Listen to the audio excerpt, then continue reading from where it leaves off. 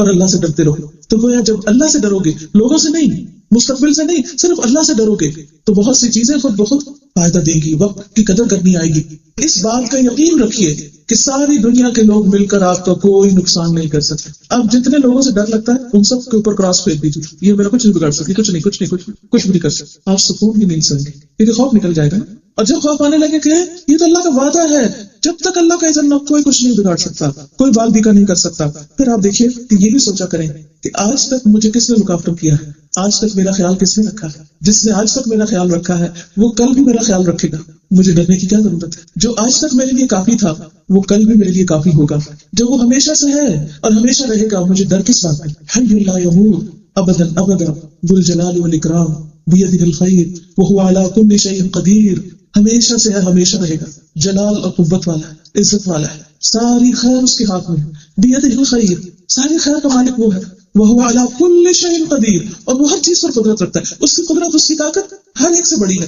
ہم دنیا میں لوگوں کی طاقت سے، دنیا کے مال سے، دنیا کے مال والوں سے ڈرتے ہیں، یا کسی کے پاس کوئی عہدہ ہو یا کوئی منصب ہو یا کسی بھی قسم کا کوئی اختیار ہو، اتھارٹی ہو، پاور ہو، تو ہمیں خوف آنے لگتا ہے کہ پتہ نہیں وہ ہمارے ساتھ کیا کر دے گا. کوئی ڈرنے کی ضرورت نہیں، اللہ کے اذن کے بغیر کچھ نہیں کر سکتا. تو جس سے بھی ڈر لگے اس سے بھاگ کر اللہ کی طرف پناہ لیں، اللہ کی طرف چلے جائیں اور کہیں یا رب مجھے تیرا سہارا چاہیے، تو میرے لیے کافی ہو جائے. اور اللہ تعالیٰ اپنی پناہ میں لے گا. وہ اپنے بندوں کو تنہا نہیں چھوڑتا، وہ آج تک آپ کو بچاتا رہا، اسی لیے تو آپ زندہ ہیں، اسی لیے تو آپ کھا پی رہے ہیں، اسی لیے تو آپ دنیا میں چل پھر رہے ہیں. تو کوئی آپ کی جان نہیں لے سکتا جب تک وہ نہ چاہے. جو دن اس نے مقرر کیا آپ کے لیے اسی دن جانا ہے. ان اندیشوں اور وہم اور خوف کو اپنے دل سے نکال لیجئے. عربی کا ایک شعر ہے، ان ربا کفاک ما کان بالامس سیکفیک فی غد ما یکون. بلا شبہ تمہارا رب کل کی تکلیف میں تمہیں کافی ثابت ہوا تو آئندہ کل میں آنے والی تکلیف میں بھی وہ تمہیں کافی ہو جائے گا. جس نے پاسٹ میں تکلیف دور کی وہ فیوچر میں بھی دور کر دے گا. اسی طرح قرآن مجید میں اللہ سبحانہ وتعالیٰ فرماتے ہیں، سورۃ التوبہ آیت 51، قل لن یصیبنا الا ما كتب اللہ لنا هو مولانا وعلى الله فلیتوکل المؤمنون. کہہ دیجئے ہمیں ہرگز کوئی نقصان نہ پہنچے گا مگر جو اللہ نے ہمارے لیے لکھ دیا. اور اس نے کیوں لکھا؟ کیونکہ دنیا امتحان کے لیے کہ لوگ اس صورت میں کرتے کیا، نعمتوں کو پا کر کیا کرتے ہیں اور نقصان آنے پر کیا کرتے ہیں. وہی ہمارا مالک ہے اور اللہ ہی پر بس لازم ہے کہ ایمان والے بھروسہ کریں. ہم سب کو اللہ سبحانہ وتعالیٰ پر ہی توکل کرنا چاہیے، کیونکہ جو شخص اللہ پر توکل کرتا ہے اللہ سبحانہ وتعالیٰ اس کے لیے کافی ہو جاتا ہے. سورۃ توبہ میں اللہ تعالیٰ فرماتے ہیں، ان تصبک حسنۃ تسؤہم، جب آپ کو کوئی بلائی ملتی ہے تو ان کو بری لگتی. نبی صلی اللہ علیہ وسلم کے دشمن تو حقیقی دشمن، لیکن آپ دیکھیں کہ اب آج کے دور میں مسلمانوں کا حال یہ ہو گیا، اتنا زیادہ اخلاقی تنزل ہو گیا کہ بہن بھائیوں کے بیچ میں حسد ہے، قریبی رشتہ داروں کے بیچ میں حسد ہے، شوہر بیوی کے بیچ میں حسد ہے. اگر کسی موقع پر ایک بچہ ترقی کر جاتا ہے تو دوسرے اس کے پیچھے پڑ جاتا ہے. سسرالی رشتوں میں، دوستوں میں، معاشرے میں، کلاس فیلوز میں، جاب پر، ہر جگہ انسانوں کی کمزوریاں ہیں یہ کہ وہ کیا چاہتا ہے کہ کوئی اور اس سے آگے نہ نکلے. تو کبھی زور زبردستی سے وہ آگے نکلنے کی کوشش کرتا ہے اور کبھی دوسرے کو پہنچنے والی خوشی پر ایسی تنقید کرتا ہے کہ جس سے وہ خوش نہ ہو سکے. اسی لیے ہمیں ایک دعا سکھائی گئی، اللہم انی اعوذ بک من شماتۃ الاعداء، اللہ مجھے دشمنوں کے ہنسنے سے بچا، کہ میری کسی نقصان پر، کسی تکلیف پر دشمن ہنسے کہ اچھا ہوا اس کو مزہ آیا. تو رسول اللہ صلی اللہ علیہ وسلم خود ہی لوگوں نے چھوڑا، کیا کیا کہ جب آپ کو کوئی اچھی خبر ملتی، کوئی بلائی ملتی، کوئی نعمت ملتی تو وہ ان منافقوں کو بری لگتی. تسؤہم، یہ بھی ایک منافقت ہے نا کہ اوپر سے انسان خوشی کا اظہار کرے اور اندر سے وہ جل رہا ہو، کڑ رہا ہو اور دل میں حسد کا شکار ہو. وہ ان تصف کا مصیبت، اور اگر آپ پر کوئی مصیبت آتی اللہ کے اذن سے، پراپٹ صلی اللہ علیہ وسلم کو تو سب سے زیادہ تکلیف ہے، حالانکہ وہ اللہ کے سب سے زیادہ پیارے تھے. یقولون، تو وہ کہتے ہیں، قد اخذنا امرنا من قبل، ہم نے تو اس سے پہلے ہی اپنا معاملہ صحیح کر لیا تھا اور ہم پیچھے رہے تھے، یعنی آپ کے ساتھ جہاد میں نہیں گئے یا آپ کے ساتھ ہم آگے نہیں بڑھے، اور جو مسلمانوں کو تکلیف پہنچی ہم اس سے بچ گئے. وَيَتَوَلَّوْا، اور وہ منہ موڑ لیتے ہیں، وَهُمْ فَرِحُونَ، اور وہ خوش ہوتے ہیں کہ ہم بچ گئے. قُلْ لَن يُصِيبَنَا إِلَّا مَا كَتَبَ اللَّهُ لَنَا، مصیبت کے وقت اگر کوئی ہنسے آپ پر اور کوئی خوش ہو رہا ہو یا کوئی لام تان کر رہا ہو یا کوئی برا بھلا کہہ رہا ہو یا کوئی تانا دے رہا ہو تو کیا کہنا چاہیے؟ لن یصیبنا الا ما كتب اللہ لنا، یہ تو اللہ نے ہمارے پہلے لکھ دیا تھا، یہ غم یہ نقصان تو تقدیر میں تھا، اللہ کے اذن سے آیا، یہ تو لکھا ہوا تھا، یہ تو آنا ہی تھا. تو اللہ نے جو فیصلہ ہمارے لیے کیا ہم اس پر اللہ سے ناراض نہیں ہیں، ہم اس کو خوشی سے قبول کرتے ہیں. اور ایمان کا تقاضا یہی ہے کہ بندہ خود کو پہنچنے والی ہر تکلیف پر بھی اللہ سے راضی ہوتا ہے کہ اس میں تو میرے لیے خیر ہے، کیونکہ تکلیف بندہ مومن کے ثواب میں اضافہ کرتی ہے اور اس کے گناہ دور ڈالتی ہے اور اس کو پختہ کرتی ہے، اس کو میچور کرتی ہے، کیونکہ مشکلات کے بغیر انسان کبھی بھی میچور نہیں ہوتا.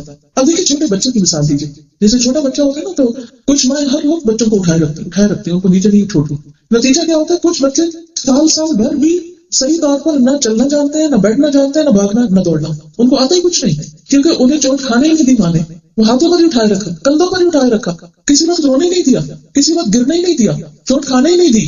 اب نتیجہ کیا ہوا؟ وہ انتہا درجے کے بزدل ہوئے، ان کے اندر بہادری آئی نہیں، ان کے اندر مشکلات کو فیس کرنے کا طریقہ ہی نہیں آیا، کیونکہ بچے بھی بڑے عقل مند ہوتے ہیں۔ اگر آپ آبزرویشن کریں، اگر ایک دفعہ ایک جگہ سے کوئی چوٹ لگ جائے تو دوسری دفعہ خود ہی اس سے بچنے لگتے ہیں کہ چوٹ چوٹ، تو یہ چیز ان کو سکھاتی ہے نا۔ لیکن اگر چوٹ نہیں لگے گی، غلطی نہیں کریں گے تو کبھی بھی نہیں سیکھیں گے، دور سے دیکھ کے نہیں سیکھیں گے، اس مشکل سے گزر کر ہی سیکھیں گے۔ تو کچھ زندگی کے لیسن ایسے ہوتے ہیں کہ جب تک ہم مشکل میں پڑے نہیں، ہم سیکھ نہیں سکتے، تو اللہ سبحانہ وتعالیٰ ہمیں مشکل میں ڈال دیتا ہے تاکہ ہم بہت کچھ سیکھ سکیں، آگے بڑھ سکیں، بہادر بن سکیں، زندگی کے چیلنجز کو فیس کر سکیں اور اپنی آخرت کے لیے بڑے بڑے کام کر سکیں۔ ورنہ ناز و نام میں پلنے والے لوگ، پھولوں کے سیج پر بیٹھے رہنے والے لوگ اور آرام دہ زندگی بسر کرنے والے لوگ کوئی بڑا کام نہیں کر سکتے۔ اور اگر زندگی کو ایسے گزار دیا آرام طلبی میں، تو آخرت میں اجر و ثواب کہاں سے ملے گا؟ آخرت میں درجات کہاں سے بڑے ہوں گے؟ اللہ سبحانہ وتعالیٰ نے انسان کو مشقت میں پیدا کیا، اس دنیا میں انسان آرام کرنے کو نہیں آیا، آرام کی جگہ تو اللہ نے آخرت میں رکھی، جنت میں رکھی، اور ہم دنیا میں تلاش کرتے ہوئے روتے ہیں کہ یہاں کیوں نہیں مل رہا۔ تو اس لیے بہنوں، اگر کسی وقت کسی وجہ سے کوئی بری خبر سننے کو مل جائے، کوئی ناپسندیدہ چیز سامنے آ جائے، کوئی ناخوشگوار حادثہ کہیں سے پیش آ جائے، کسی انسان کے ساتھ کوئی ٹکراؤ آ جائے، تو سوچیں اس میں بھی خیر ہے، اس میں بھی خیر ہے۔ ایک بادشاہ تھا تو اس کا ایک وزیر بہت ہی مخلص آدمی تھا، وہ ہر چیز کے بارے میں کہتا تھا کہ اس میں خیر ہے، اس میں بھی بھلائی۔ ایک مرتبہ بادشاہ کہیں شکار پر نکلی، اس کی شاید انگلی کٹ گئی تو اس نے کہا اس میں بھی خیر ہے۔ پھر اسی طرح کوئی اور مشکل ہے تو اس نے کہا اس میں بھی خیر ہے۔ تو وہ وزیر سے ناراض ہو گیا اور اس کو قید کرا تھا۔ لیکن ہوا یہ کہ جب وہ آگے گیا تو جو چیز خراب ہوئی تھی، دشمنوں نے اس پر حملہ کیا، جب انہوں نے دیکھا کہ اس کی چیز خراب ہے تو انہوں نے اس کو چھوڑ دیا کہ یہ ہمارے کام کا نہیں۔ تو بعد میں آ کے اس نے وزیر کو نکلوایا، اس نے کہا کہ کیا وجہ؟ اس نے کہا کہ تمہاری بات درست تھی کہ جو چیز ٹوٹی تھی، جو چیز خراب ہوئی تھی وہ بچ گئی۔